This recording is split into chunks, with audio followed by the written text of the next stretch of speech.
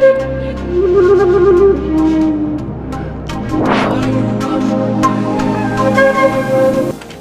my queens and kings. Welcome to Pharaoh Tarot. I'm Butterfly Williams, and I will be serving up a moonwave reading for the waxing moon in Virgo. Welcome, welcome. What we do here at Pharaoh Tarot is channel ancestral wisdom for contemporary times through tarot and oracle card readings.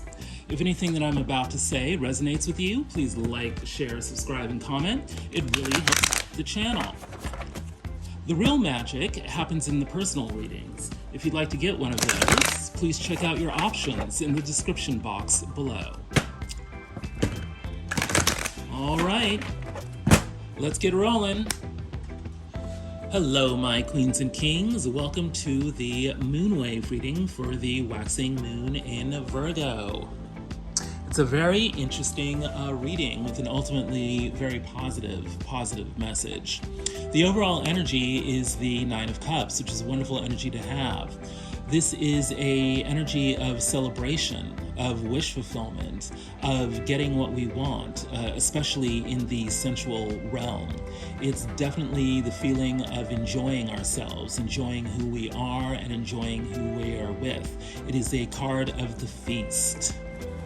And yet, underneath this energy, there's some trouble in paradise. Some unexpected happening has turned our world upside down. It's causing us to feel a lot of anxiety. We weren't expecting this. We were happy and now we aren't. And we're struggling to hang on to our inner strength. We need to summon the strength within ourselves to regain our composure and to act with poise. It is still possible for us to enjoy our lives. What's at the heart of the situation? Well, there's a big decision that we have to make. The Lovers is a major arcana card that does talk about positive, fulfilling relationships, but it also talks about the choices that lead to those types of relationships. We are being confronted with the need to make better decisions for ourselves, decisions that demonstrate that we love ourselves and that we wish to offer love to others. This is the key to finally ending an old negative cycle. Death is not literal death. It is about the death of things that we no longer need, that no longer serve us, that have expired past their freshness date. And by hanging out with friends, we get the loving emotional mirrors that we need to remind us of who we really are, that remind us to be loyal to ourselves.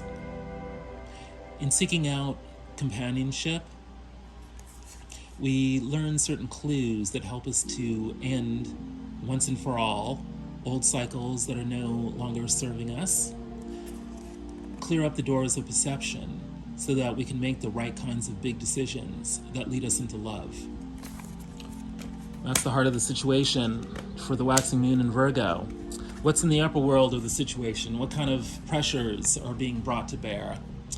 Well, there is some kind of turn of fortune that we want. And of course, we're wanting a turn of good fortune. We want the world to spin up, not down. We're waiting for some good karma to come in. And it's looking like that has to do with some kind of new opportunity for abundance. The Page of Disc is a new, fresh energy in which we have been introduced to some situation of abundance, very often some kind of new job, and we're needing to learn how to negotiate how things are done within this new situation. The ultimate sense here is that things are going up and down.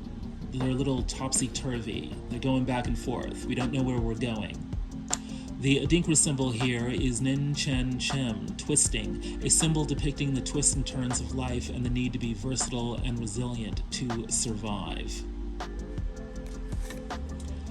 We are very much learning how to swim the seas of life while we earn a living, and we're wanting this to flow, in the direction of good karma. We're wanting to feel luckier as we move ahead. What's in the motivation of the situation? The Queen of Pentacles. This is about coming into our maturity in the world of finances, the world of materiality, the world of abundance. We're needing to develop a vision around how we handle our finances, how we pursue our careers, how we deal with others in terms of the kinds of exchanges of benefit and value that quite literally enrich our lives. There's something here about, going to the marketplace, selling our wares, handing out our resumes, getting connected, networking, using the social realm in a way that benefits us materially. That's part of the deep motivation here. And we're needing to seek out knowledge. We're needing to become a player in the field of scholarship. We're needing to do our research so that we can make the most of the social realm in terms of the kinds of abundance that it can offer us. And we're needing to get strategic about it. There needs to be a plan, there needs to be a vision, there needs to be concerted thought about how we're going to be negotiating the social world so that we can get ahead. What's in the middle world? What's happening with you directly? The Five of Cups. Something didn't go your way and you're a little obsessed with it. You are not a happy camper and you can't stop thinking about it. And yet, these two cups are still standing up right behind you. If only you would turn around and notice that there are still opportunities. There are still pathways to happiness and abundance. You can still be fulfilled if only you'd open your eyes a little bit. You are really, really wanting to get a move on. You haven't felt safe somewhere and now you're wanting to move towards refuge, towards sanctuary.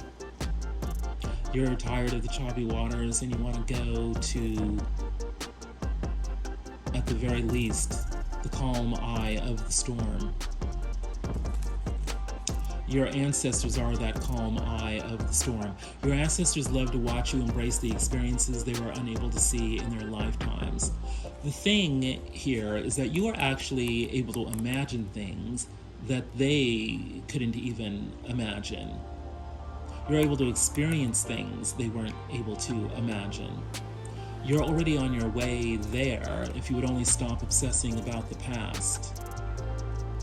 Let your ancestors whisper their hopes and dreams into your ear. Let them be your guiding light.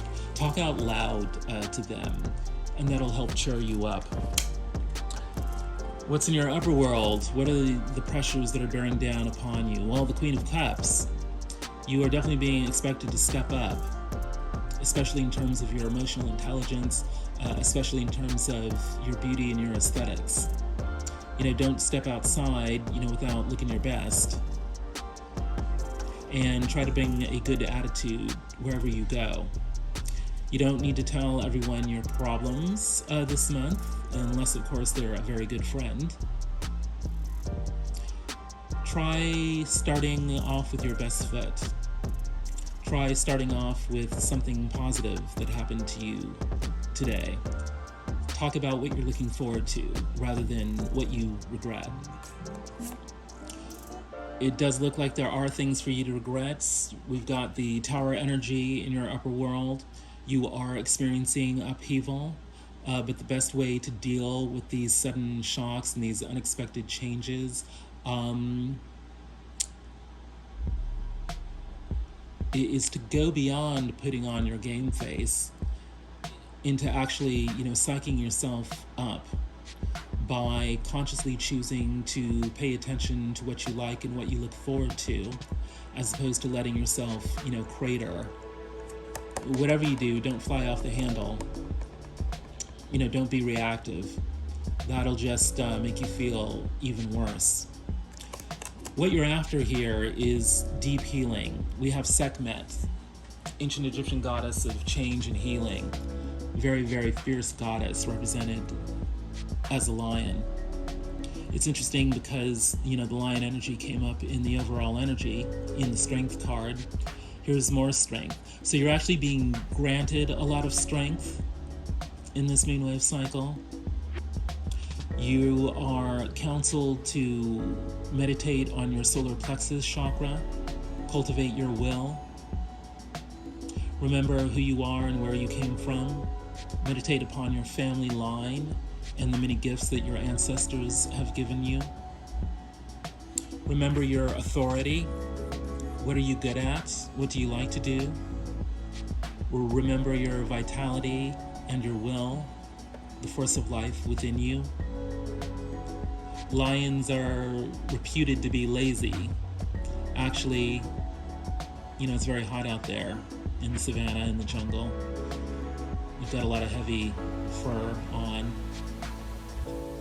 They need to rest up a lot, conserve their strength in these hot, humid places that they are in. Meditate upon the sun. Think of yourself as being one with the sun. Think of yourself as having an inexhaustible supply of energy. Think of the sign Leo, of being a ruler, of being royal, of being a performer, of being worthy of being on stage. Allow yourself to shine. Imagine your heart as a shining ball of light within the cosmos that everyone wants to look at. Remember your fierce inner beauty. What's in your motivation? The Hierophant, stepping into your power, being officially recognized as an authority of some sort. This is where you're headed, believe it or not. You may not feel like it, but it's something where you're going. People are going to look up to you. They're going to want to listen to you. They are definitely taking notice. And there's going to be some sort of official recognition of your authority. Right, because you're wanting to be a success, you're wanting to be perceived as a success. The Nine of Coins. You actually do have it going on, believe it or not. And your power animal is the flamingo, pretty in pink. Balance your emotions, regain your balance, release negative energy and take charge. Spend some time with people who keep you grounded. Definitely surround yourself with close, loving friends. Let them mirror back to you how wonderful you are. Pink might be your power color this month. Try to wear a little bit of it, even if it's only your underwear. We know that this is a choppy month with both very positive energies and some not so positive energies. Might be a curveball or two thrown your way. Don't let them see you sweat. What's going on with the other? And let's keep in mind that the other might not be a person. It might actually be your own shadow. And actually this month it would be the shadow to have, because it's about the Chariot. Moving on up, baby. The other wants to move it on up. No time to waste. In a hurry to elevate. In a hurry to ascend. Moving from place A to place Z and doing it in style. There's a lot of energy in the other this month. And where are they going? The Ten of Coins. A feast, a celebration with family. The overall energy is at Nine of Cups. This feast is a family reunion, bringing people together through the generations to hand off the wealth of the elders, the wealth of the ancestors, to the wealth of the young, into the hands of the young. Warm, loving embrace. And that loving warmth, that was in the heart of the situation, in the Lover's card, is radiating out through this family, this circle of human beings that pledge to love each other.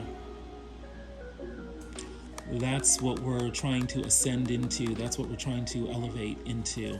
We're really wanting to explore that. Take a ride and explore new scenery or each other's inner thoughts. If something strange has happened and it's getting us down, a great way to cheer ourselves up is to go outside, go to some place we have never seen before, Could be some cheesy tourist attraction. Just could be like going to check out an apartment building that's new in town, just to see what the apartments are like inside. Could be going to a park in a location in the city that we've never been to before. It could be just deciding to take a hotel vacation in the town next over. Anything new and unusual that we haven't done before. Museum, art gallery, movie theater that we've never been to before. Doing something new that will give us the sense of having a new beginning. Will give us this feeling of forward motion. Will give us this feeling of inner wealth. Watch movies about big families. That'll cheer you up. What's in the upper world of the other? Happiness. It's all about happiness. It's all about what lights them up inside. What makes their inner child want to come out and play. Feeling innocent again. Doing what totally lights us up. It's given us that feeling of victory. And there's a sense here that victory is right around the corner. If it's dark, it's only because it's darkest before dawn. And what is really going to give us that innermost feeling of victory, of happiness? Hathor, ancient Egyptian cow goddess, goddess of love, goddess of magic, the medicine woman, integration. Hathor is about deep, unconditional love, a very soft and tender love. Almost won't notice it because it's so unassuming. Everyone wants to be next to Hathor. She's so soft, so gentle, so accepting. That's what creates the conditions for your inner child to come out. That's what allows you to feel victory, to feel that you're worthy of victory. Unconditional love for yourself and for others. Meditate upon that, journal upon that. And what's motivating the other? The Empress, being supreme in the social world, having all the connections that enable you to give birth to a new way of life, a new project, a new baby, feeling deeply connected with the earth, feeling deeply comfortable within one's social networks. And yet, the Nine of Blades rears its ugly head again. There is something that is undermining our feelings of connection, of wealth, of creativity. Are we feeling too possessive? Possessed, the shadow is behind you. Are we projecting onto others that which we should own ourselves? Are we thinking that other people have something we don't, when in fact we already have what we need to be happy? Is that the trouble in our paradise? Is that what's causing us to feel anxiety-ridden? Are we not giving ourselves enough credit? What's the outcome? The Page of Machetes. We are on a hunt for information. We need to do some research, need to hop on to Google, need to gossip with our friends. There's something we need to figure out. There is some key piece of information, some choice piece of information that is going to lead us to a new opportunity for abundance. If we keep digging, keep searching, we will eventually find some kind of golden ticket that's going to enrich our lives in one way or another. And once we find that choice piece of information, it's going to occur to us that the universe loves us to the moon and back. I call this one of the moonwave cards because it explicitly refers to what we're doing here together. We are exchanging love, which was at the heart of the situation, remember? There's something about love that's going to lead you to new abundance. Doing what you love, being with who you love, being motivated by love is going to allow you to dig up that piece of information that's going to change your life. What's in the upper world of the outcome? Death. Yeah, we are finally going to put an end to that old situation that no longer serves you. You've known for a very long time that you're at the end of a long cycle in your life. Things seem to be dragging on interminably, or at least that's the way it seems, but divine timing is divine timing. But you can rest assured it is coming to an end. 3 of Discs. There is something about being initiated here. Working with others, perhaps in some kind of new job situation, is allowing you to bring the old way of life to an end. And clearly, the key to ending that old cycle is never give a hater what they want, your energy. The old situation is done. Stop thinking about your haters. They don't matter. Concentrate instead on your new co-workers. That's the key to ending the old cycle. What's in the motivation of the outcome? Moving on, especially in terms of your mindset. Changing from can't do to can do. Leaving the old, the bad, the negative, arriving at the new, the good, the positive. A change of mindset here. Yeah, because the 9 of Swords has really been weighing you down, giving you nightmares, causing a lot of anxiety, needless worry. One way to banish those 9 swords is to be daring. Find your voice and use it nice and loud, even if it makes you feel uncomfortable. If you don't use it now, nothing will change. Get together with your friends and have a big old bitch fest. Complain, complain, complain. Let them know how you feel. By getting it out, you'll change your life. Before we get out of here, let's take another look at the advice. It is time for you to get the hell out of Dodge. You are aching for that new beginning. And yet you feel bogged down by not enough energy, not enough information. Held back by your fears. Everything seems murky. Things are not clear the way you would like them to be clear. But you actually can be clear within yourself. Queen of Machetes. Take a long, hard look at what you've gone through. Take a long, hard look at the present situation. Is the present situation all that bad? What's positive about the present situation? What can you be grateful for in the present situation? What have you done in the past that has made you proud?